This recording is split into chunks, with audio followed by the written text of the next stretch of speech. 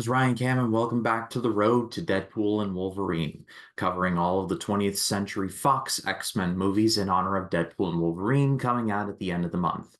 I've already covered the first X-Men movie. Jake Collins from 3D Movie Cinema joined me for that one.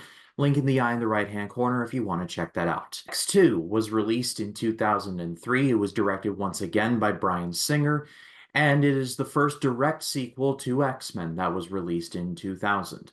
The X-Men are back. This time around, they are on the hunt, or well, they are being hunted, excuse me, by William Stryker, played in this movie by Brian Cox. He has a strong dislike for mutants, and that is putting it rather mildly. I want him dead. I want his family dead. I want his house burnt to the ground. I want to go to the middle of the night. I want to piss on his ass.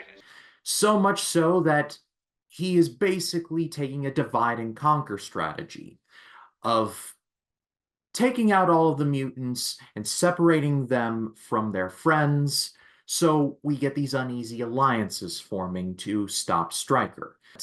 And then we get a little more about Wolverine's past, including the famous Alkali Lake.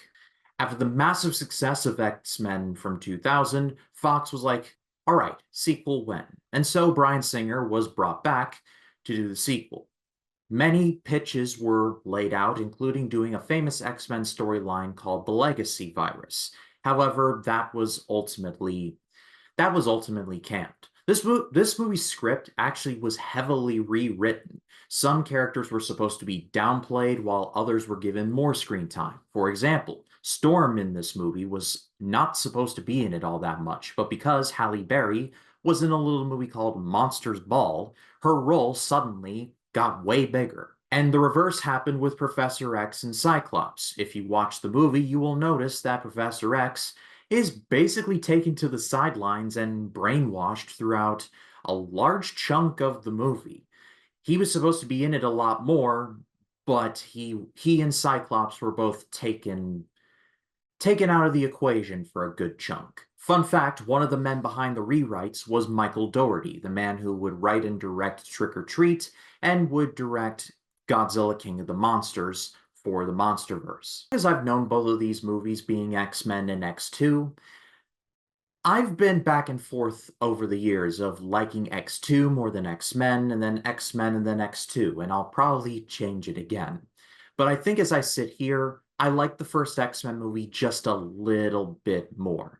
Don't get me wrong, this is not me trying to trash X2. X2 is very good indeed, but having rewatched a lot of clips for the X-Men review, and then rewatching a lot of clips for X2, I liked X-Men just a little bit more. But X2 is still very good indeed. There is a lot of very interesting things that are introduced throughout this movie, and a lot of things that I think are definitely underappreciated. Your regular players are back from the first X-Men.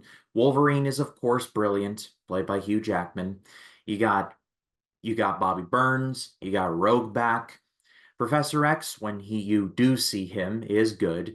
And this is also a very heavy Magneto film, too. And I mean, it's Ian McKellen, so of course he's gonna rule. But then you got Magneto and Mystique working together again, and that's great. At certain points, I felt like the main character of the movie was William Stryker. I hope that I don't sound too crazy on that. But William Stryker, we learn more about his school of thought throughout this entire movie, and the fact that he just cannot stand mutants of any stripes. Like, it doesn't matter if you're Magneto, like, good, evil, does not matter. If you can levitate or do something out of there, he wants you gone.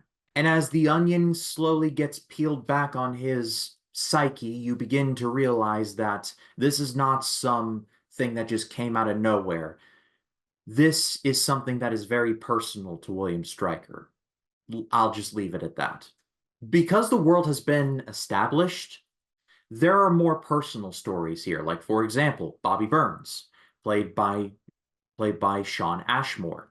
He basically comes out to his parents that he is a mutant, and they treat it like they've been given a gift, and inside the box is full of dead maggots. It's a genuinely uncomfortable scene. Like, I was just sitting there rewatching it and thinking to myself, Mom and Dad of the Year. Like this is just gross. We get scenes where we explore Wolverine's past, though not enough to really give up anything substantial, though we do get some pretty horrifying visions, specifically the one where Wolverine gets his claws for the first time, there's just blood coming out of his knuckles. This movie was released in 2003, and they're getting away with something like that.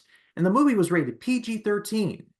That would get an R so fast nowadays. We also see some pretty dark visions on the part of William Stryker's son, who I'm pretty sure is brainwashed in the movie, but it's still dark, like what happens to poor Professor X in this movie.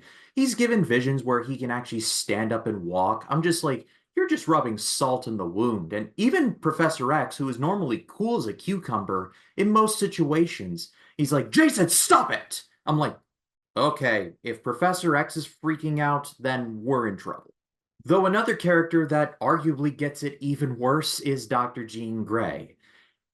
She air quotes dies at the end of this movie, swallowed up by the Alkali Lake, helping to get everyone out of there at the very titular end. Bryan Singer saw this movie as his version of The Empire Strikes Back, and there is a lot of DNA from The Empire Strikes Back in this movie. And while, like I said, I think I prefer the first X-Men over X2, I think they are of both equal quality. I think in terms of acting, it's all great, like in the first X-Men. The performances are all solid across the board. There's some great sequences here, especially the one at the very beginning with Nightcrawler. I almost forgot about Nightcrawler, played by Alan Cumming, and he does a fantastic job. He's the most tragic part of the movie where he just genuinely does not want his powers and thinks that God is punishing him.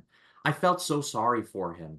And I love the scene where he has to teleport Storm somewhere, but he needs to see where he's going and he can't. And all he has to do is rely on his faith. And so he says the Lord's Prayer. And that scene alone, it really hit me right here, where he hugs her and is like, Our Father who art in heaven, hallowed be thy name.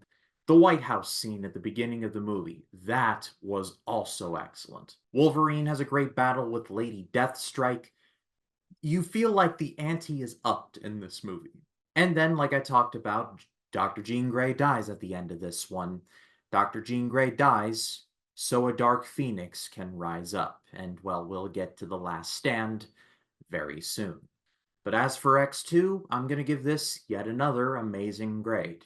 Again, I was kind of debating between great and amazing, but when I rewatched clips for this, all the good memories came back, and I said to myself, yeah, this movie rocks still. And honestly, I don't know why X2 is not talked about more. Like, is it in the conversation for greatest comic book sequels ever? I would certainly throw it out there. It's not as good as something like, say, The Dark Knight, but I put it on the same level as something like Avengers Age of Ultron. It's a great movie in a series, but because the first X-Men was so good and X3 The Last Stand was so divisive, it feels like X2 in some ways got lost in the shuffle. But I pass it off to all of you. What did you think of X2? Let me know in the comments. I'd love to read what you have to say. And, well, it's time to get into what some consider the first bad movie in this series, X-Men The Last Stand.